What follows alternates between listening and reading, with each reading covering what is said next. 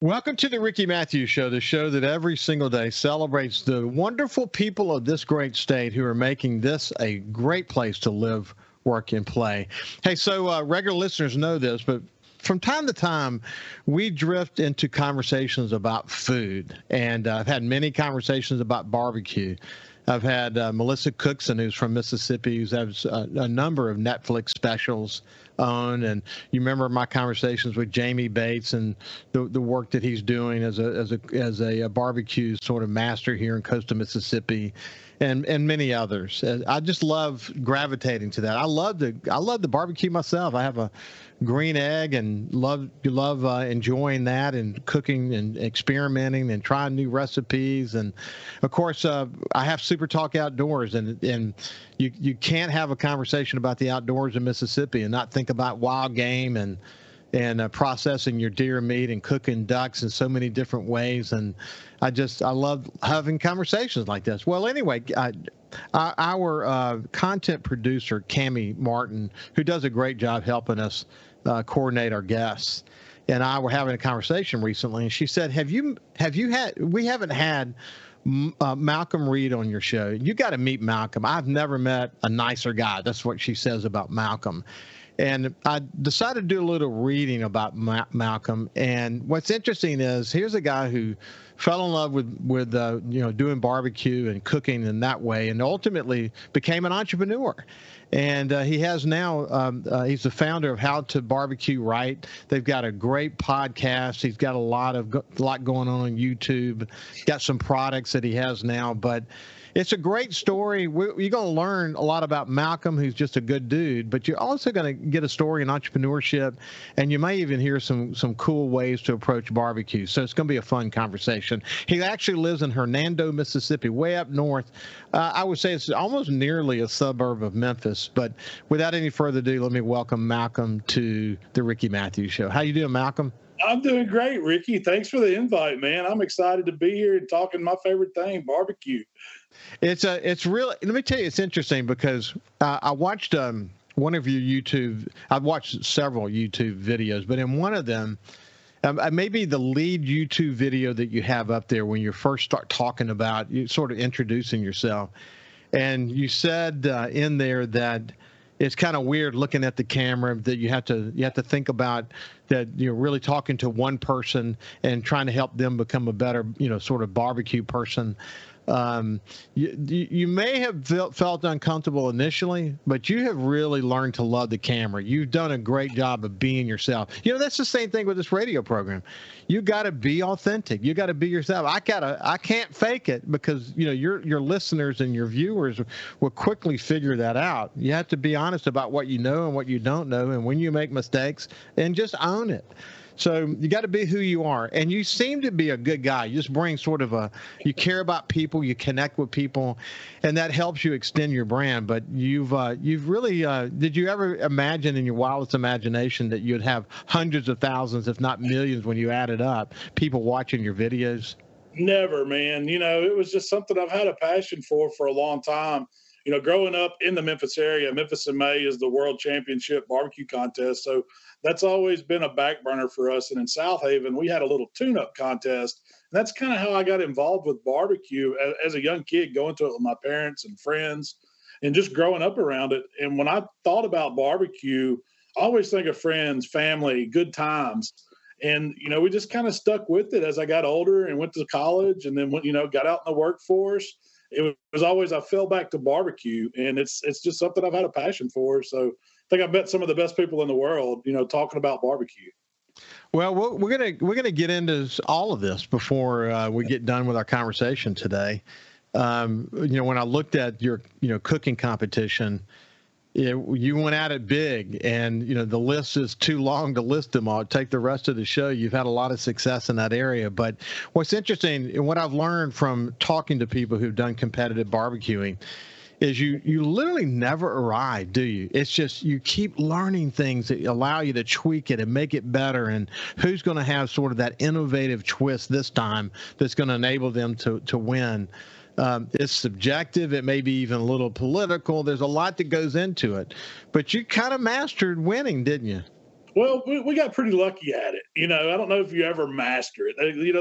They're quick to throw around that pit master nomenclature, talking about guys that barbecue all the time. But I don't think that you ever really master the art of barbecue. Like you said, it's always honing, always picking up something different. In the competition world, we learn nuances and how to do pretty well. But I think that just comes from experience and getting your teeth kicked in a lot. That's where a lot of it comes from. We lost to people like Melissa Cookston and big names that you recognize in the industry. Those guys beat us until we learned to cook. So it's kind of jump in and figure it out. Yeah, it's just, gosh, there's so much to learn. Just one more point, and then we'll kind of dive into it. I watched a video where you took whole chickens and you brine them, and then you split them, and then you went through a process, several steps actually, to get that glaze just right and make it amazing. If I look back, say in the last year, one of the things that has really helped my cooking is that my wife has sort of mastered the brining part of chicken, which is, a lot of people don't know to do that. But man, does it make it tender. It's incredible what brining does, isn't it? Oh, it is. That's really how you get the flavor and moisture to stay in the meat. I mean, meat by itself is kind of bland, especially something like chicken or just regular pork. But when you expose it and you have the time to soak it and let those flavors from the salts and sugars are doing the magic, pulling the osmosis reaction across the cell structure of it, but you're getting all the flavors that you put in that brine deep down in that meat, and you just can't do that with like an injection or any other just seasoning the outside. Brine's a wonderful thing. So let's think about the geography of Mississippi. Okay, first of all, Memphis, obviously big player in that part of Mississippi. But if you go down 55, you cross the state line, it won't take you long to get to South Haven. You keep going down a little bit further, you get to Hernando, where you live now. You grew up in South Haven, and you were mentioning before the show started that South Haven's a different South Haven than it used to be. It used to be more like Hernando, small town. It ain't no more. It's very much a suburb of Memphis. But what was it like growing up in South Haven? Well, from what I remember back in the days where it was rural, where we had Highway 302 Goodman Road, which is bumper to bumper traffic jam every day. Now it was a 2-lane road with farms on it, so that's changed. We didn't have we had a Walmart. That was about it. Walmart and a Kmart and a Kroger. That's all we had up there. But now you've got every chain that you want to go to. There's malls, there's outlet malls, there's every restaurant imaginable, and it's just kind of urban sprawl. And that's it's been great. It's been great for the economy up there. From that hometown feel, it's kind of lost its luster. I still love South Haven. That's my picture's still at South Haven High School, where I graduated a long time ago, and my parents still, have their home there. So, but me and my wife just wanted that country feel, so we kind of moved out to the outskirts, and it's just like anywhere else. You just kind of move away to get you a little peace and quiet. But hey, what's interesting? I mentioned this on the show last Friday, but Mississippi's an interesting place. Over 51% of Mississippians live in rural areas. And if you compare the rural areas of Mississippi to other states, what you find in other states is that people are working hard to get out of the rural areas and move to bigger cities or move to other states. But Mississippi is different. People in Mississippi who grow up in rural areas, typically they stay in those rural areas. The average Mississippian is making about $34,000 a year. They're kind of fighting to make ends meet, but they love this state, and they're religious, and they love to enjoy the culture of the rural areas. And barbecuing has always been a part of that, hasn't it? Oh yeah, I think people. We don't get contributed our own style of barbecue in Mississippi. I think we kind of get lumped in. The whole South does with that Memphis thing, because you've got Texas over there just trying to rule the roost, and then we get lumped in. But Mississippi is as unique to barbecue as anywhere. From the hill country to the Delta to the coast, we've got 3 great regions, and everybody does it a little different. But we all go back to that. I think ours is more soulful barbecue because we get it. We know what it's like. I know my mom and dad and my grandparents, they raised hogs, and they had big, holiday, Memorial Day, 4th of July barbecues, and there's always been a smokehouse or something like that. So it's part of our culture in the state. Hey, so growing up, when did you know? When did you? It sounds like you were around sort of a cooking culture your whole life. But when did you know this is something that really interests me? You know, it was probably from the competition side of thing. I would say it was in college. That was Yeah. when we still had that. Go back to it's kind of a party atmosphere. I'm an Ole Miss guy, so I liked all that aspect of it. And when I'd come back home, my buddies would want to go to to Memphis in May, to the Spring Fest. All the little towns in Mississippi have festivals, so that's what Why was don't we, drawing. let's do this. We're coming to the end of the segment. We'll pick it up right there when we come back on the other side, as we continue our conversation with a true barbecue master, as you will learn as we continue our conversation with Malcom Reed. We'll see you after this. How to barbecue right.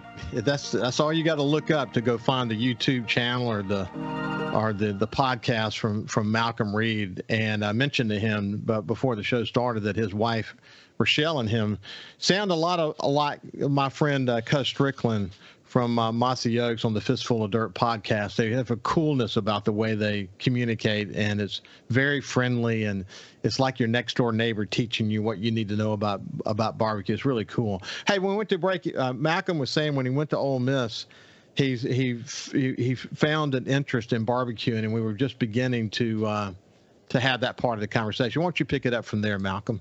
At that time when we were barbecuing, it was more about fun and about the party. We weren't serious about trying to win contests. And then, I kind of met my wife. Now she's a Mississippi State girl. Don't hold that against her. But I met her in South Haven, and she kind of always she picked on me a little bit because she said every conversation I have with my buddies is about barbecue. It's like y'all can just talk about it on the phone when you're out in public. You're talking about doing these contests. You need to start a website, and there's something there. People want to hear about it. And I was like, nobody wants to listen to this fat guy talk about barbecue. That's just something me and my buddies do, but I stuck with her. And so we created our website to kind of share our story. And that's how it's all just kind of snowballed from there. It came to a point to where, it was getting instructional, and I was giving out advice, and I started a newsletter, and YouTube came out, and there was an easy way to make videos and share them with the world. And so, the rest just kind of fell in place. Luckily, right place, right time story. And then you started a podcast about 6 years ago, something like that. We did. And it's amazing how fast time flies, isn't it? You're telling me, man. My son's 14 this year, and we just had him when I started, so it doesn't seem like it's been business that long. And I never would have dreamed that I could do barbecue as a job. But, I find myself here. It was supposed to be just, something we did on as a pastime, a little part-time. But now we've got, I think, 14 employees that work for us. So it's crazy.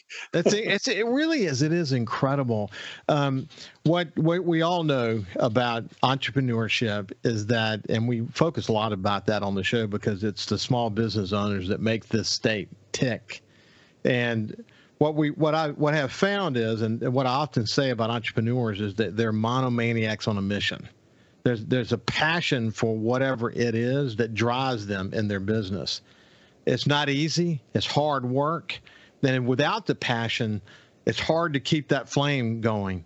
And literally, in your case, literally keeping the flame going. But you've been able to do that, haven't you? You love what you do, don't you? We have, and the old adage is true. If you love what you're doing, it's not like you're working, so I'm blessed to be able to do something that I really love, and, to be surrounded by a bunch of great people that have that same passion. And I think I've just kind of found that niche here in barbecue. And if you look at the people doing barbecue, most of them have that same passion, that same drive from the people, from the guys and gals that are running, restaurants where they're out getting up early and smoking meats and getting it ready to serve, to the people, selling the grills, the whole thing. It's all about the love of barbecue. Hey, so you said you have 14 employees. Tell me about your business. So we're kind of, the way we structured, we never really set out to sell barbecue rubs and salsas, but I was making videos, and people would want to buy some. And so there came a point to where we said, well, let's try to get this stuff bottled and see how it goes. And so we started out like a distribution business. And really quick, we learned that, we were selling it on our website only, but then we had these other businesses, so mom and pops, at first, reached out and wanted to wholesale our business. So we kind of have two sides there. We have a wholesale side and we have a direct retail to customer side, like a B2B and a A to C. So after that, we got into more content generation because we were realizing that we were spending, we didn't really have a marketing budget, so we couldn't advertise, we couldn't, do print, do commercials, stuff like that. But we had YouTube, and it was a free source to make videos and put the word out there. And we knew we could do newsletters, and so we started learning how to do social media. And what we didn't really realize at the time was that's going to be part of our business is media creation. When we're as much a media company as we are a distribution company. And so we just took some of those approaches and we figured out, how to do video, how to, how to do the editing side of things, how to create content that's engaging, that's instructional, that people want to watch and that, they want to share. That was a big part of it. And so with that, we just, we opened up a retail shop because we were forced to we always wanted to do the forced to grow. I'm a firm believer in that. I don't try to go out and take out big loans and, get in debt. So we started in our home, and then we got big enough to where we had a couple employees and we had to rent a little office. And then as that grew bigger, we had to get a bigger office. And we decided to buy some real estate. We've kind of forced ourselves to do it. Well, we had room for some retail.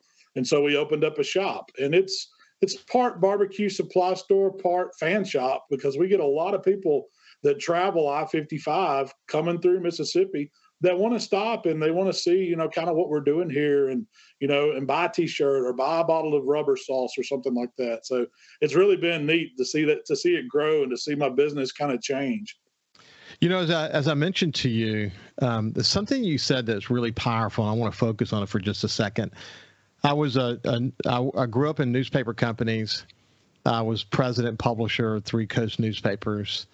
And then latter part of my career, I was involved in some major strategic efforts to help newspaper companies move more into becoming a digital media company.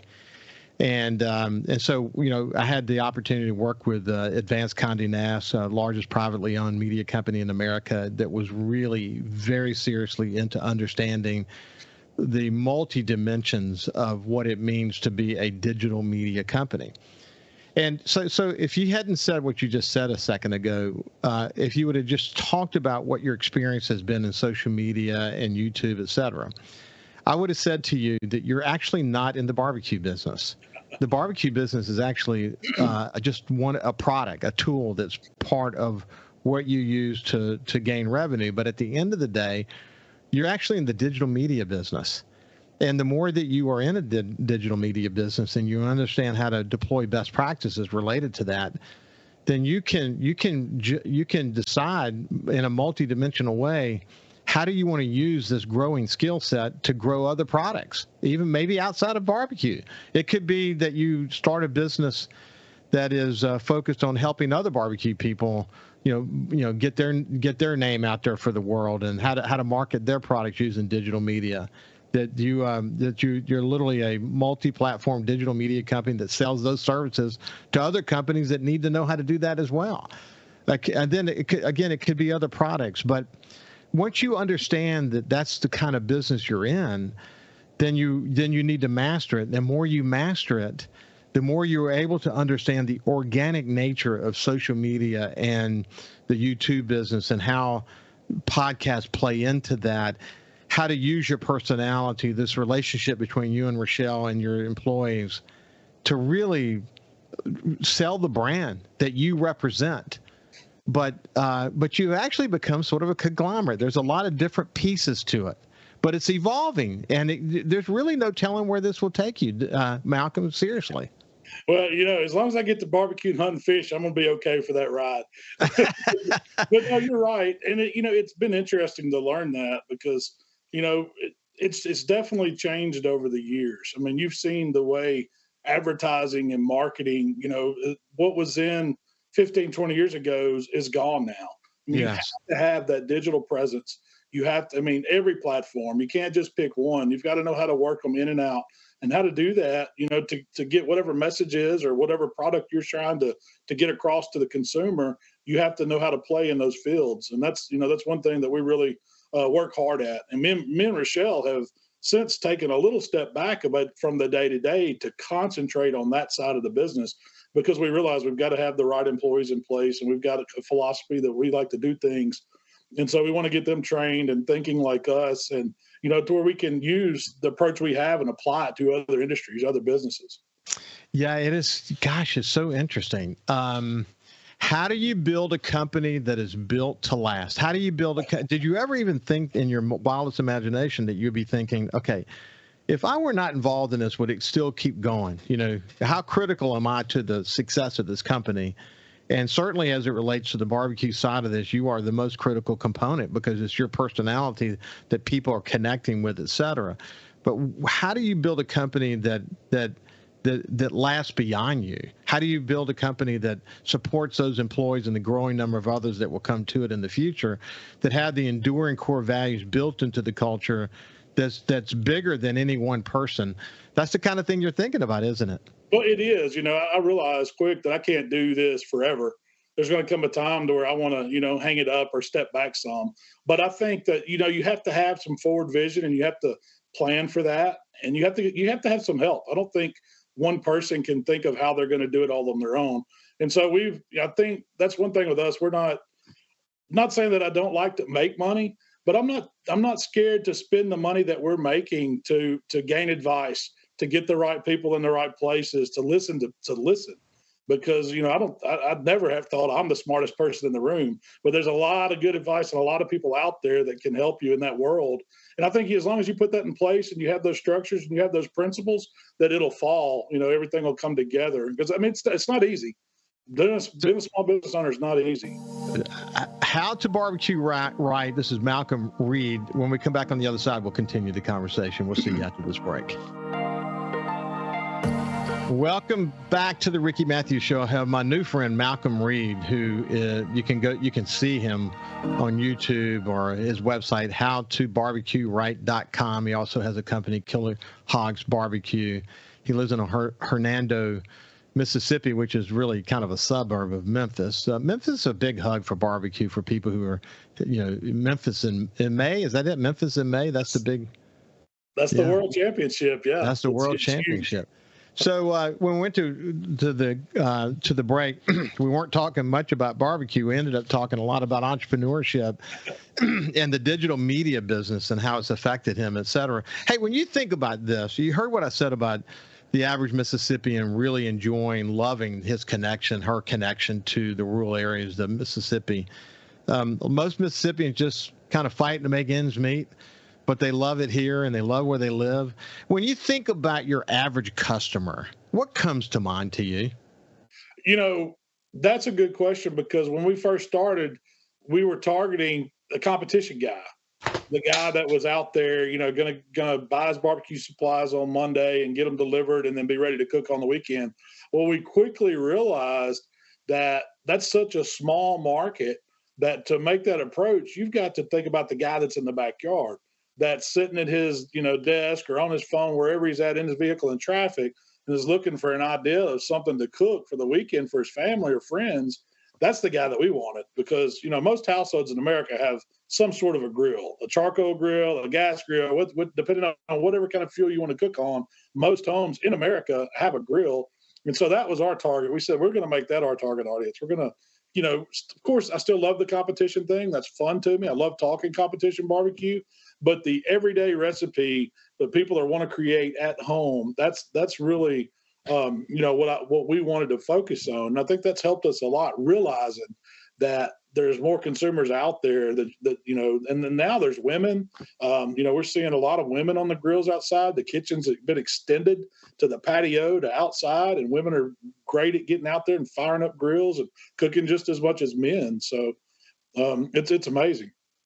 Yeah, I mentioned my green egg. There are other products that are similar to the green egg, but when I think about the evolution of green egg cooking, I used to have it on a roller where I could move it around and put the smoke wherever I decided to put the smoke. When we built an outdoor kitchen on our patio with a really nice what am I trying to say? Fan that would get the smoke out of the area. Commercial grades, and when the wind's blowing, sometimes that's an issue. But the fact is, I built that in.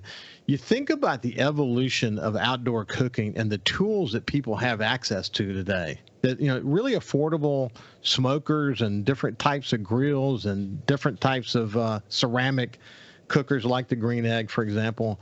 The evolution has been incredible, and you know what that evolution and that innovation would not be taking place if there wasn't a significant market for it. And you see it, and what's cool about your videos is you teach people to cook on different devices. You think about the average guy and what he might be able to go get at Walmart, and how he can have world-class cooking at home using just affordable tools, and that's important to you, isn't it? I think that was key to me. I mean, I realized that not everybody has the same grills at their house, at their home. You've got a Green Egg. I may have the Weber grill. I mean, there's just everybody's got something different, and so I didn't want to pigeonhole myself. I wanted to show that it really it's about technique and learning fire management. And you can cook on anything. I don't care if it's a park grill that you see when you go to the park. You can learn to cook on one of those grills and apply the same principles and techniques as long as you understand how to run the fire in the grill you have, when to season, when to take off, how to watch internal temperatures. That's all the key to really, really making good smoked or good grilled food outdoors. I like the whole notion of slow cooking, with fire. It does magic to me, doesn't it? It does. I don't think there's anything better. And I don't know if it's the time that builds up to it because the aromas are going and you're breathing that and you're feeling that experience. But when those meat juices start dripping on some coals, man, it just wakes up all the senses. I don't know what it is. Well, what that makes me think of, to be honest with you, I think about when I do Boston butts and, that long process to get them just right. And you want that dark bark on the outside and be able to pull it apart. But when you get about halfway through the process, maybe 4 or 5 hours into a good Boston butt cook, that smell, man, you can't beat it because there's no smoke anymore. It's just the smoke's gone. It's just heat. And I mean, there's nothing else like it, is there? There's really not, and getting to share that with people. I think, that's the big thing about barbecue too, especially when you're talking like low and slow cooking. You have time to get in a happy place because you've got the fire and you've got the meat dripping and you've got time. So you've got to be patient. It's not, we're not talking rushed here. And so it gives you time to clear your head and to get in a really good headspace and to share that with other people. And it makes people happy. I think that's a big key about it. Hey, what I like is my son Jordan, who's a lawyer here in Coastal Mississippi. When I'll take Boston butts off, bone in, and lay them up on the counter after I first take them off, and he loves to come and pull that bone out, and it's just amazing how that meat just melts if you cook it properly.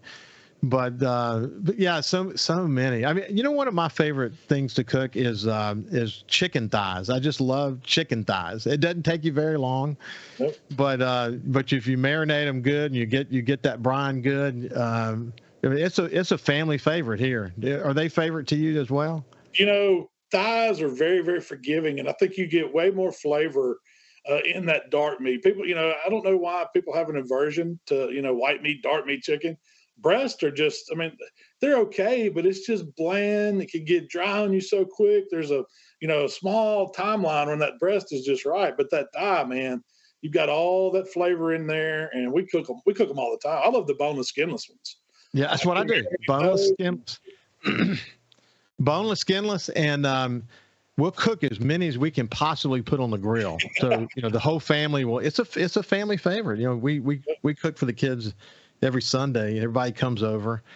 And used to be there were a lot more left than there are these days. More of them are being eaten, but I can still eat on chicken thighs for 2 or 3 days after we cook them. Put them in the microwave, and they're just as good 2 days after you cook them as when you cook them. We call ourselves food prepping them. We'll cook them up like you said on Sunday, and then use them for lunch to make wraps. You can make salmon. My son loves them. I mean, they go in a salad really easy. There's a lot you can do with those thighs. And, pound for pound, they're fairly inexpensive. Yes. Yeah, that's what I mean. That's another thing that I like about them. I can buy that big tray pack at Kroger or Sam's or Costco, and I've got meat for a week or a crowd. What's interesting, Malcolm, about watching your videos is, once you get past the fact that you're really connecting well with people, let me ask you that real quick. Has that always been something that's been part of your personality, that you just connected well with people? I don't know. I'd like to think so. I mean, I think I get it from my granddad, because he was one of those guys. When Papa went somewhere, he talked to everybody. And my mom and dad's always said, even when I was a kid, I was just, because I was with him a lot, I was used to talking to strangers and just being social. And so that kind of followed me through school. I never thought I'd be doing it for a living or on camera or doing a podcast or anything like that. But I mean, I guess I just like folks. I'd rather be hanging out cooking with people than doing it by myself. I always said I would quit if it was just me doing it. But as long as I got people to do it and share it with, I'm all in. Well, they often say, there's a test called the Myers-Briggs test, and one of the dimensions it measures is whether you're an extrovert or an introvert.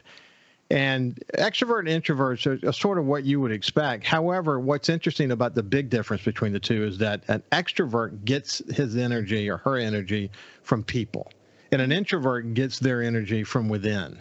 It doesn't mean that an introvert doesn't enjoy people. It's just about sort of, what their fallback plan is on where they get their energy from. And you clearly get your energy from connecting with people.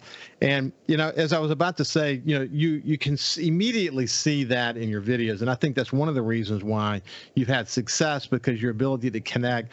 Again, I don't want to keep saying the average person, but you're talking to the average guy or woman who's again probably fighting to make ends meet and wants to go in their backyard and cook for the family and want to get better at it, and it's fun to barbecue, and they love the smell and they love the social aspect to it, and they connect with you, and then you teach them what they need to know. But what's interesting about the approach that you're taking is you're not an expert talking to an expert.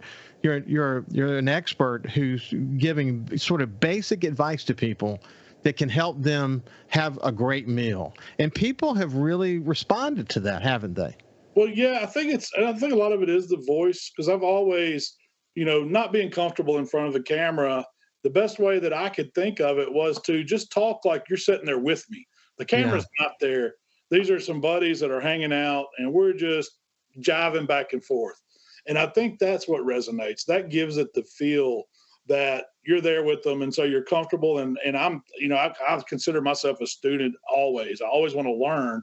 I just want to share what I learned, and I think that aspect helps too. I see that. You never arrive in barbecue, man. It's a journey. Hey, when we come back, we'll continue our conversation with Malcom Reed. We'll see you after this. Malcom Reed lives in Mississippi. When on my outdoor show, I often talk about Cuz Strickland and Will Primos and Toxie Hayes from Mossy Oak. Those guys are sort of ambassadors to the world from Mississippi. And, in the barbecue community, Malcom Reed's sort of become an ambassador for Mississippi because he's talking to the world. I mean, I bet I watched a show not long ago that talked about barbecue in Australia and New Zealand. But I bet you have listeners all over the world, don't you, Malcom? Oh, yeah. We ship worldwide. I've got distributors in Australia, Thailand, Eastern Europe, Western Europe. Even some in the Middle East that are buying our barbecue. It's crazy the reach that the power of the internet has. Because it wouldn't be, if it wasn't for YouTube and the websites, people wouldn't be able to find us like that. So that's amazing in this age that you can do that a guy from Mississippi can do it start out from his home and ship stuff all over the world. So. You're an ambassador, that's for sure. And people can learn more about you by going to howtobarbecueright.com. You can go to How to Barbecue Right on YouTube as well, or your favorite podcast. And he also has a company called Killer Hogs Barbecue, but they've got great products and all that. So listen, I found it interesting, just to take a step back for a second, that you're a Vikings fan. How did you become a Minnesota Vikings fan? So that happened, I guess it was about 1986. The Vikings played a preseason game against the Chiefs at Liberty Bowl Stadium in Memphis. And my dad got some tickets through his work and took me and my brother to our first NFL experience. And we picked the purple team. That's just happened to be the side we were sitting on. And ever since then, nobody that we knew liked the Vikings, not especially being, in DeSoto County, South Mississippi. Nobody liked the Vikings, and so we just stuck with them, man. And those are some tough years back there because we had just got Herschel. It was just right after we had gotten Herschel Walker about that time, and it was like they built the Cowboys off that trade, and so the Vikings were doomed for a long time. But we've had some really good teams over the years, and it's just been fun watching them. Well, Nick Mullins is from Southern Mississippi, the backup quarterback. You know Nick, and his wife Haley is from Ocean Springs, Mississippi. And her godmother is the same godmother as my son, Justin, who now lives in New York City. So we're connected. They're really good friends. Yeah. Nick's a fine young man, really fine young man. Hope he continues to do well as a backup there. But it's been fun sort of watching the Vikings because of Nick being on the team. And she posts often about the wives of some of the key people on the team get together behind the scenes and enjoy being together and the family atmosphere and all that. It seems like they built a great culture there. It really, I've seen the Vikings play live several times, but it's never been at home until last year. And then my wife and I took my son up and we went to a game, and it was amazing. That new stadium that they're in, the experience, the people, it's a culture.